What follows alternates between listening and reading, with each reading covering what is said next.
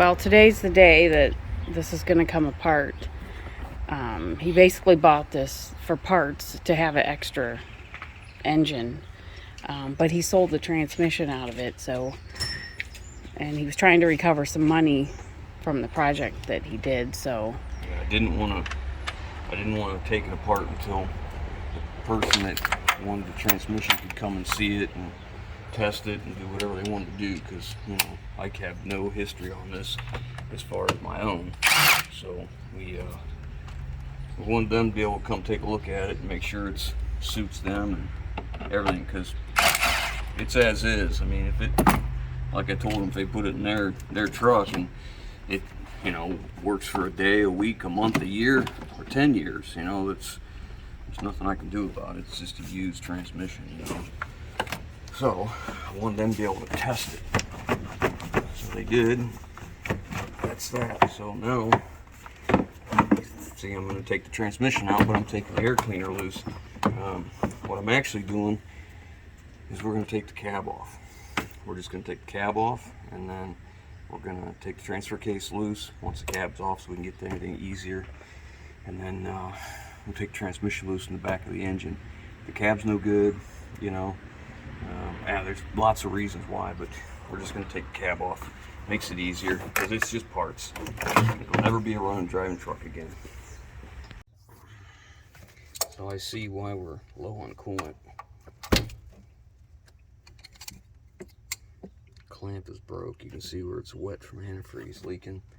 Same thing on the heater hoses. They're broke. Pretty crusty. Pretty crusty.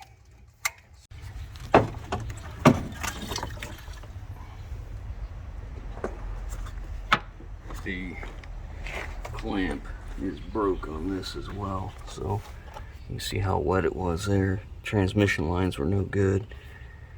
They had rusted off, so they put a secondary cooler out here in the grill for the transmission, an aftermarket one. The radiator still looks good. Maybe it'll work in the ISNT because it can go underneath the core support, maybe, when I get it this time. Someday. So I'm gonna go ahead and take the AC condenser out because it's going to scrap anyways, and it's just one less thing in here because I'm gonna wrap a strap around this when I go to lift it. The AC lines are loose. There's nothing in AC to recover. Oh man, it's corroded pretty good though. Tool here. Which one? There it is.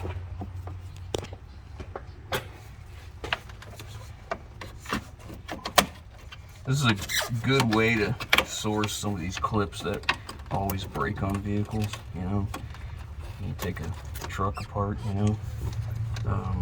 And as far as the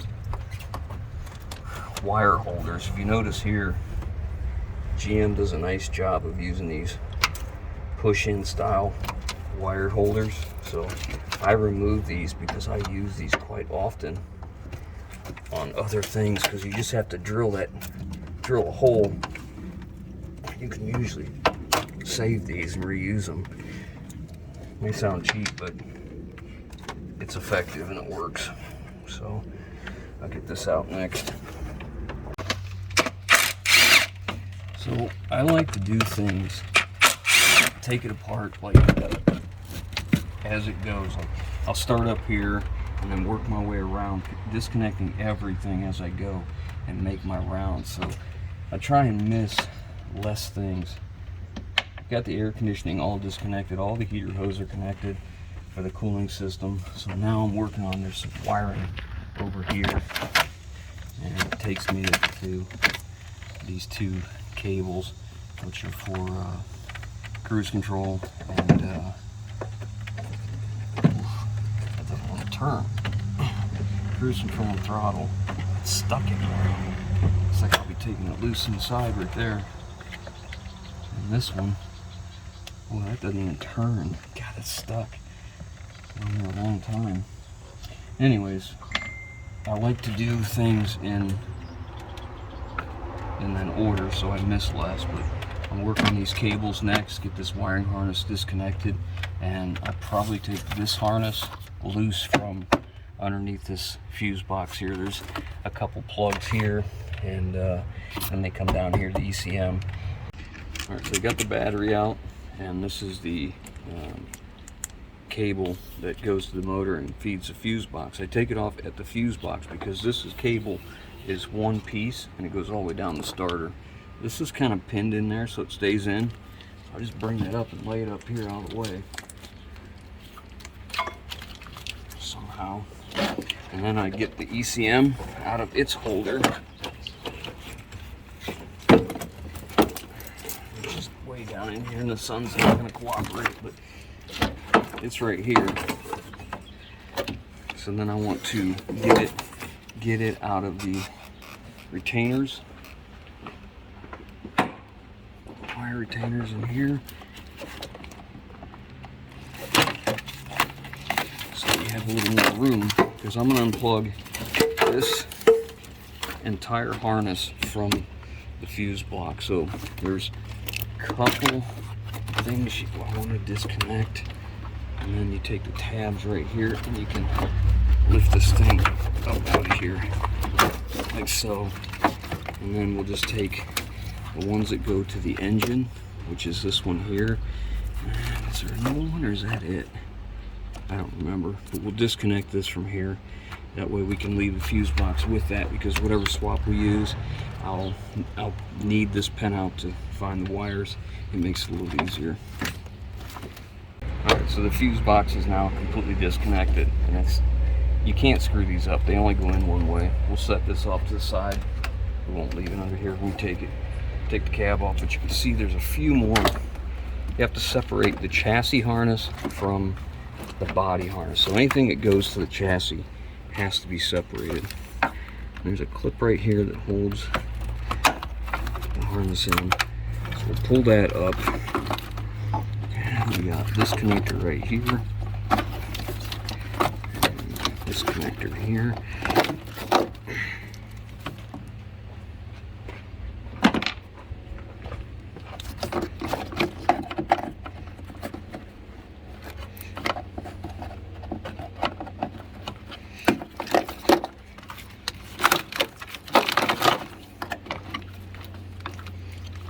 Squeeze.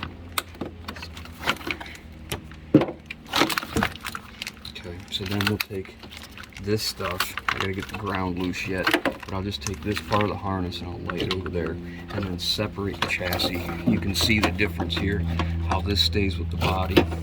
This part stays with the body, but this right here goes to the chassis. So we need to separate those two.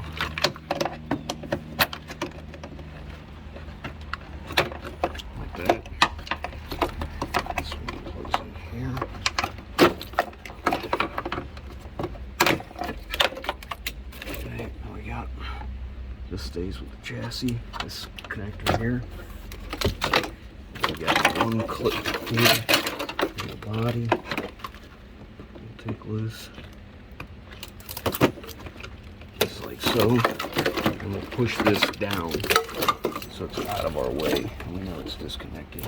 Okay. There'll be a few more, like ABS wires, like this one here. This is a breather for the front differential, and the ABS itself for this wheel. So we'll disconnect that one. Then we have to cut that zip tie.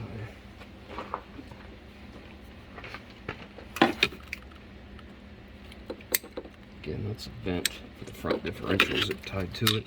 So then that can get pushed down. We know it stays with the frame.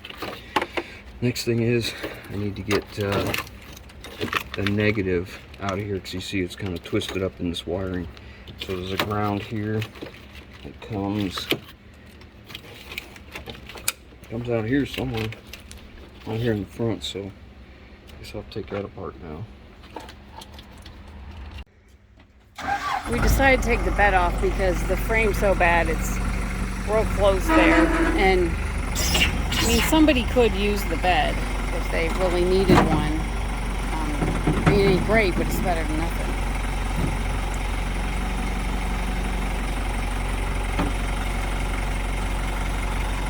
Wait.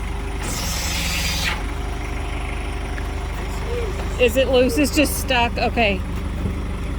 I figured it was loose.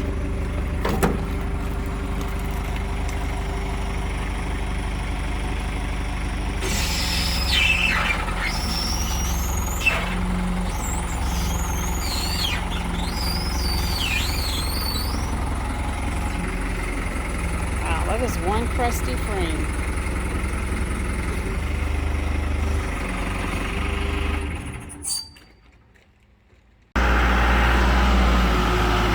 Gonna stick it on this frame for now, just to get it out of the way.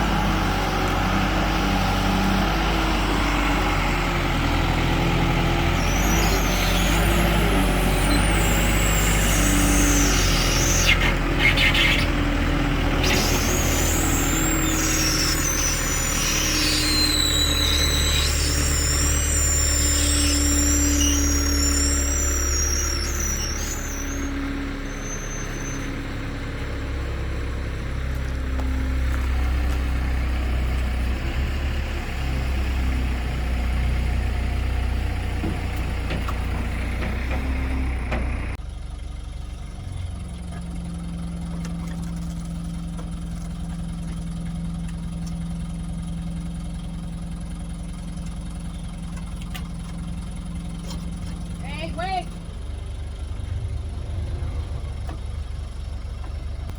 Everything else I cleaned is okay.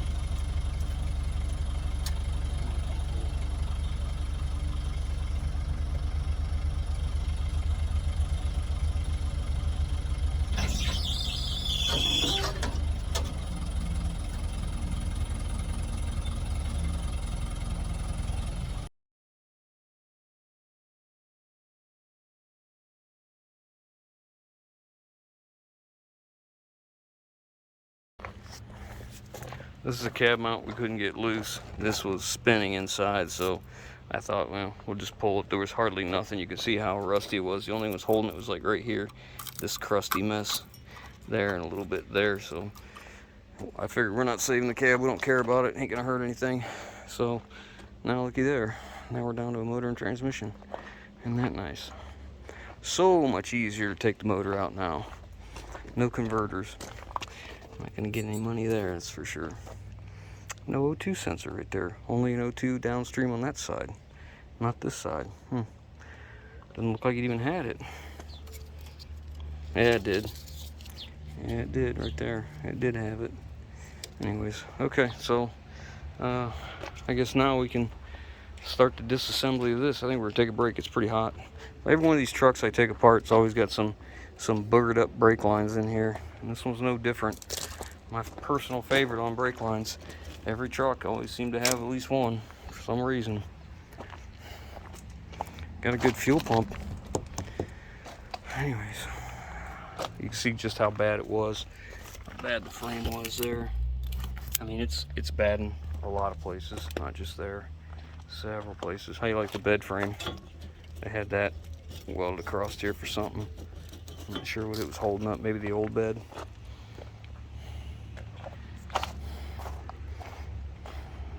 Frames are awful. You can see it over there. Right there where it's so rotted out.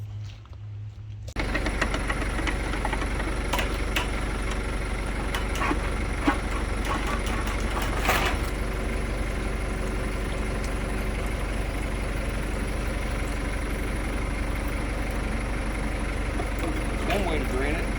Yeah, not the best way, but most of it went on the cardboard anyway. So oh! Drain it right now.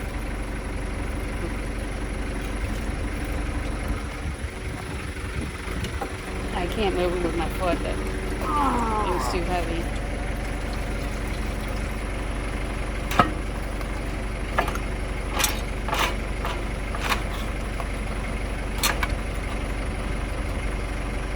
So I'm gonna try and pull it out here. We're on the brake off. Let's do it. Pull both in. Okay.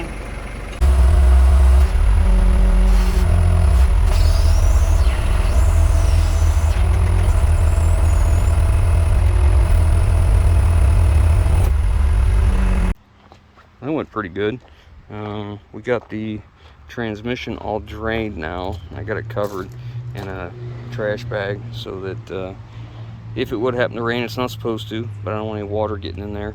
Got the fuel tank out, all the fuel lines are gone, and I stuck all my bolts back in the bell housing because I don't want to lose them.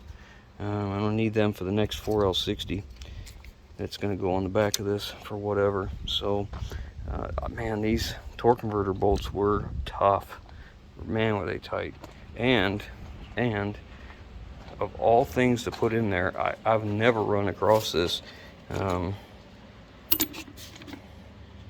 at that. Allen socket head bolts. And you could get yourself into a pickle real quick with them if you're not careful. So the fuel tank's out. We got the hitch off the back. So the next thing I think we're going to do is start cutting the frame. Leaf springs, I don't think these have any value. I mean, they're nice and long. They'd be great for add-a-leafs, you know, but we're just not going to do it.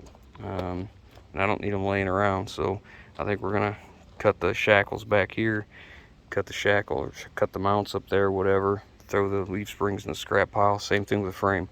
We're going to hang on to the rear end. The RPO code says this is a posi. I don't know if that's right, if that's the right code for what I looked up.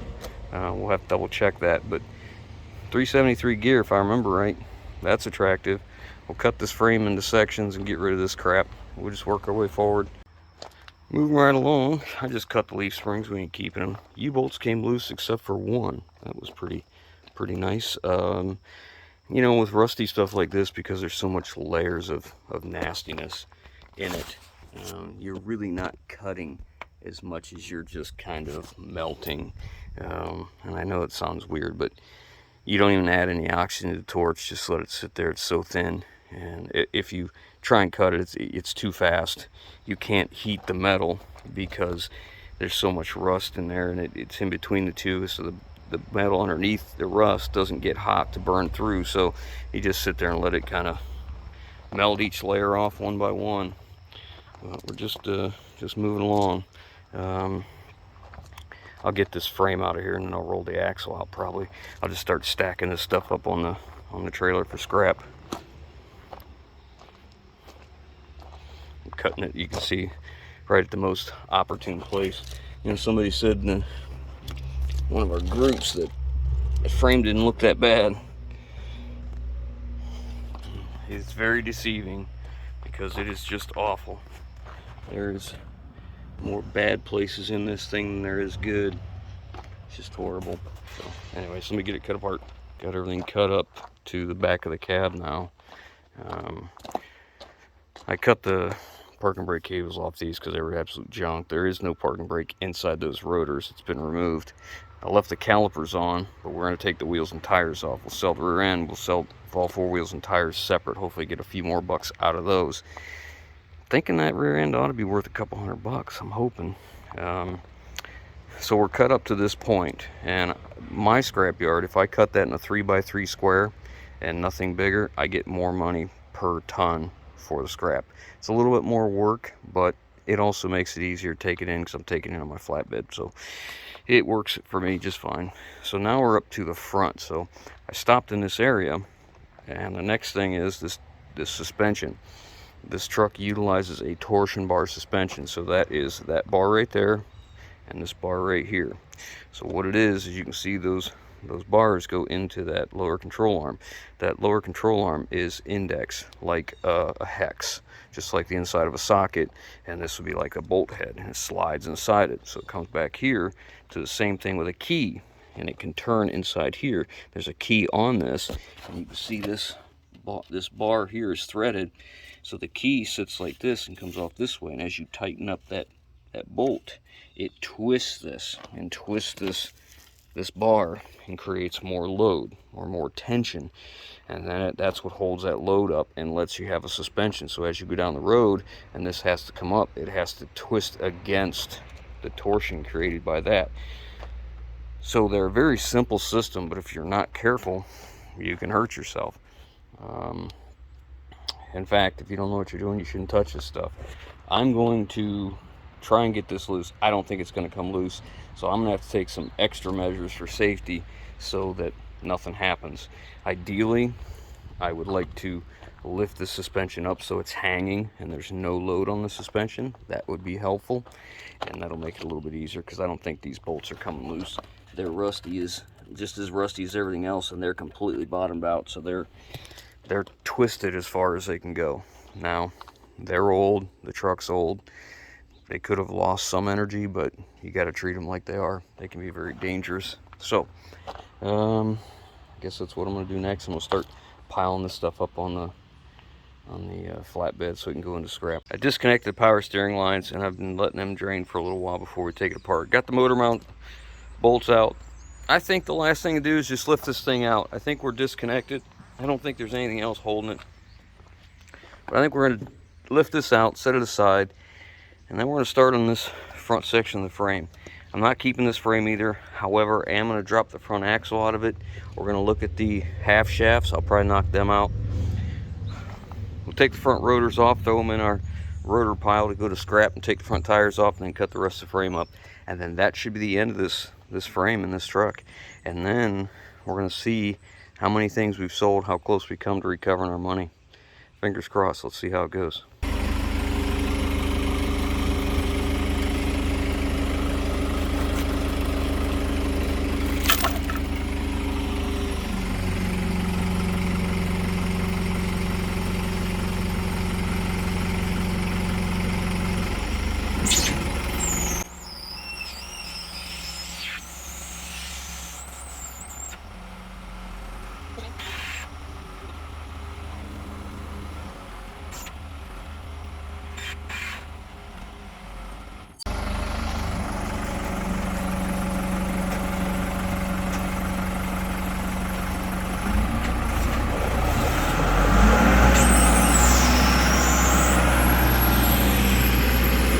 Not too much left.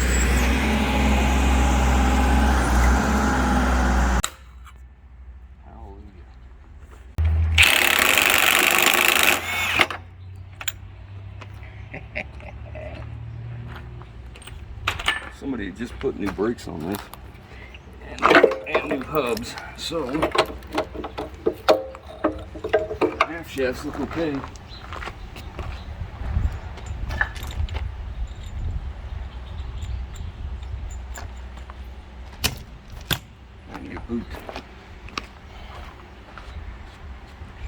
They replaced the calipers, the rotors, and the pads. Now I'm gonna have to get these back sockets, or these back bolts off. Oh, look at that. That's fantastic. That's quality right there. There's supposed to be 3 bolts in this hub. You can see the hub's new. Somebody decided not to put that one back in, huh?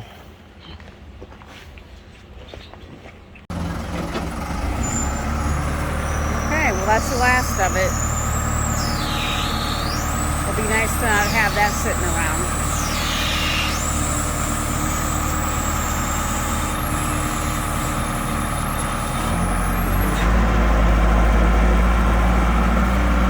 Man, we got done just in time, and it started raining.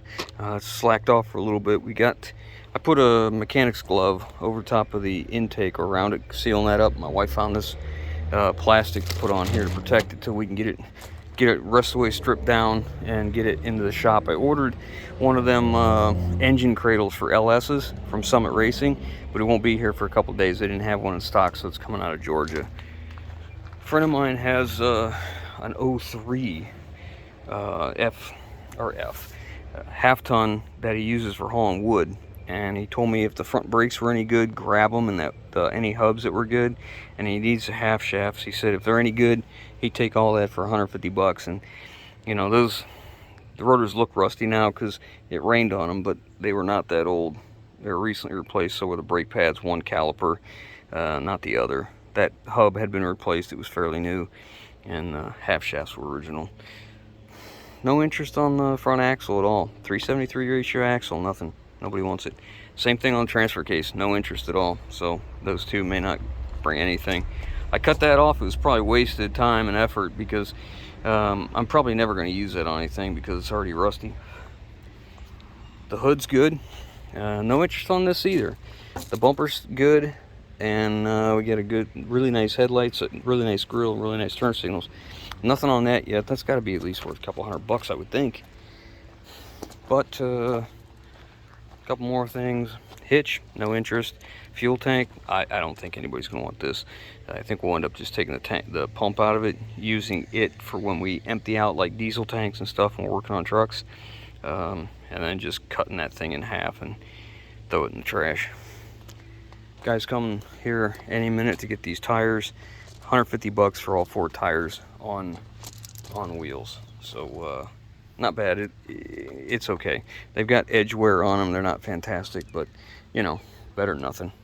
We have 2 brothers coming. The one brother wants these power mirrors for his truck for $50. The other brother wants everything inside the cab. He doesn't need the doors, but he needs inside the cab for the door panels, because he has manual locks, manual windows. He wants to go to power windows, power locks, tilt wheel, and he wants that steering wheel because it's so much better than his, and he needs a lot of the trim panels to make it work. So we're going to take the doors off. They're going to take the rest of the cab. I've sold the driver's seat, center console, sold the passenger seat, sold the radio, sold some trinket items out of the inside. There was 2 spare taillights in here too behind the seat. Didn't know that. We sold some trinket items out from under the hood. We sold the bed liner, the tailgate, the tail lights, the transmission, and we still have the rear end to go. A guy offered $300 for it. He was here the other day getting some stuff. He's supposed to come back and get that. So if everything comes about that we feel confident that's going to actually happen, we will have not only paid for the truck, but we will be up $800, plus we'll have whatever we figure out the percentage of this scrap that was truck frame. So not only were we able to get our 5.3 LS motor for free, but we got paid to do the work. So we're going to be up $800 total. And if you figure my labor, it took me about 8 hours to tear all this apart. And my machine makes it a lot easier, and the fact that I wasn't worried about the cab because, you know, it was pretty rough underneath. But about 8 hours, and I spread it across a couple days because I had some other things I had to take care of. But $50 an hour for labor, maybe times 8 hours, it's $400. So I'm up $400 on this ordeal, and I still have a lot of stuff left to get rid of. And if it doesn't sell, that's just okay. I'll load it up on top of the 450 and take it to scrap, whatever is scrappable. Not a big deal to me at all. So that is how we got, not only did we get our LS engine for free, but we got paid to take it. And that's how I like to do things. And I do this with medium and heavy trucks all the time, and it makes a big difference. It really helps me out to get what I need, and then it gives me extra parts, things that didn't sell or what have you, that I just leave laying around, and sometimes we end up using them. And if they lay around long enough and I don't like it, I want them to leave, I'll throw it in the scrap pile. So that's how we got our LS engine for free. Hope you guys enjoyed. Catch you on the next one.